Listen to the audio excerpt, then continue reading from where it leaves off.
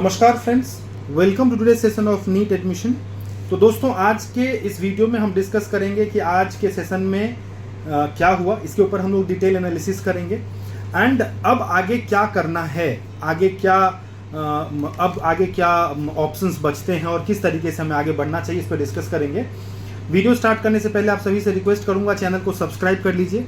Counselling से related कोई भी क्वेरी हो, दिए गए नंबर पर संपर्क करके बातचीत कर सकते हैं या आप हमारे ऑफिस विजिट कर सकते हैं। मैं आपको पूरे प्रोसेस को अच्छे से एक्सप्लेन करूंगा।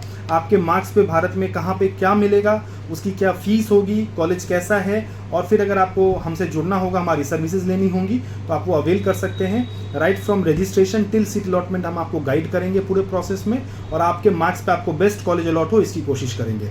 दोस्तों, स्टार्ट करते हैं आज का वीडियो। अल्टीमेटली सुप्रीम कोर्ट ने ये डिसीजन दे दिया कि रीनीट नहीं होगा, और उसके पीछे जो फैक्ट्स उन्होंने बताए वो यही बताए कि भाई हमारे पास में आज के डेट में जितने भी एविडेंसेस अवेलेबल हैं उसके बिहाफ पे हम ये नहीं कह सकते हैं कि आप 24 लाख बच्चों का एग्ज़ाम फिर से कराइए, क्योंकि हम एक अंदेशा लगा सकते हैं कि ऐसा हो सकता है, ऐसा हुआ होगा, इस तरीके से चीज़ें हुई होंगी, बट अंदेशे पे हम डिसीजंस नहीं ले सकते हैं। तो कोई फैक्ट या कोई प्रॉपर एविडेंस कोर्ट के पास नहीं था, जिसकी वजह से कोर्ट रीनीट एग्ज़ाम कराने के पक्ष में नहीं गया। कोर्ट का ये कहना था कि हमने रिज़ल्ट सेंटर वाइज कहा एनटीए से करने के लिए, और उन्होंने सेंटर वाइज रिज़ल्ट दिया जिसमें ऑल ओवर इंडिया लेवल पे कोई बहुत बड़ा कोई झोल या कोई बहुत बड़ा सर्ज इन रैंक या मार्क्स कहा जाए कि किसी सेंटर पे बहुत ज़्यादा बच्चे हों जो कि 700 के आसपास हों या 650 के आसपास हों, ऐसा कुछ देखने को नहीं मिला। 2-4 सेंटर थे पूरे भारत में, जैसे सीकर या फिर सीकर के अलावा कोटा। तो इन सब सेंटर्स पे ऑलरेडी पहले भी इसी तरीके से बच्चे परफॉर्म करते थे, क्योंकि ये सब एजुकेशन हब हैं। तो कोर्ट के सामने जो एविडेंस आया, कोर्ट ने कहा कि आईआईटी मद्रास का जो रिपोर्ट था वो भी, उसके बिहाफ पे भी ये चीज़ कहीं भी प्रूफ नहीं हो पाया कि इस एग्ज़ाम में किसी तरह का कोई कॉम्प्रोमाइज़ हुआ है।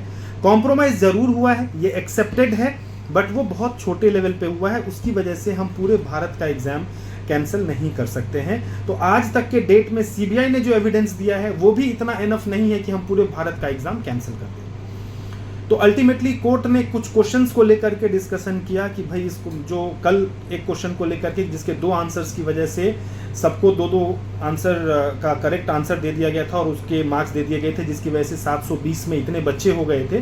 तो उस क्वेश्चन के आंसर को लेकर के आज डिसीजन दिया है कि भाई जब एक ही आंसर है तो हो सकता है प्रोबेबली कि आप लोगों का रिजल्ट फिर से इशू हो। आज तो नहीं हो पाएगा, कल परसों 2-3 दिन में हो सकता है आप लोगों का रिजल्ट एनटीए फिर से रिपब्लिश करे, जिसमें बच्चों के रैंक्स काफ़ी फ्लक्चुएट होंगे, स्पेशली उन बच्चों के जिनके मार्क्स 700 से ऊपर हैं या 680-85 से ऊपर हैं, उनका काफ़ी फ्लक्चुएशन देखने को मिलेगा।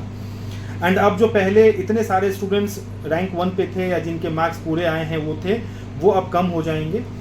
तो मतलब रैंक और आपका जो स्कोर कार्ड है वो फिर से चेंज होने की संभावना है, कल परसों में हो सकता है रिजल्ट आ जाए। एंड उसके बाद काउंसलिंग जो है within a week counselling start हो जाएगी कल परसों में। अब आपका नेक्स्ट स्टेप 2 है। पहला स्टेप ये है काउंसलिंग की तैयारी, या दूसरा स्टेप है अगले साल की तैयारी। तो अगर आपको एमबीबीएस ही लेना है, प्राइवेट का बजट नहीं है, गवर्नमेंट मिलने के चांसेस नहीं है, तो अगले साल की तैयारी में लग जाइए।